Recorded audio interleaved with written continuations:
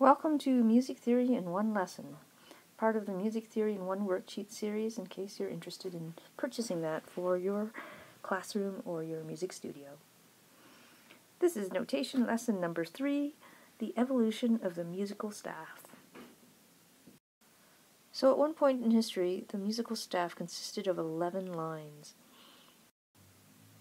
This is because most music was written for the voice back then, and the 11 lines would cover the lowest male voice down at F here up to the highest soprano female voice up at G. And you can see here, right smack in the middle is middle C here. And that's going to be important to us in a second.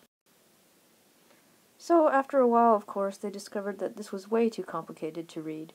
And as well, people singing the lower notes didn't need to see the higher notes, and vice versa.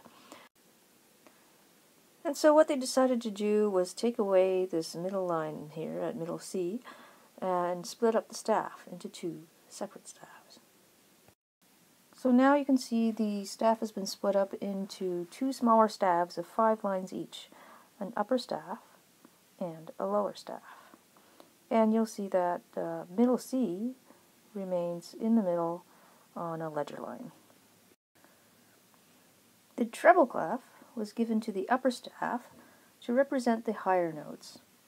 It is also known as the G-clef because it used to look like a fancy G and it wraps around this note G here, the second line on the staff. The bass clef was given to the lower staff to represent the lower notes, and is also used to be a fancy F. And if you look at the 2 dots, they tell you where F is on the 4th line of the staff. So now we can use these smaller staffs separately, but if we want to combine them, then we put this bracket here, and it becomes the grand staff. Piano players use the grand staff because they have to play notes in their left hand and their right hand and play very low notes and very high notes at the same time. So what if we're interested in just this range of middle notes here, and we're not really interested in the highest notes or the lowest notes? That's where we need to use another clef called the C-clef. The C-clef is a special clef in that it is a movable clef.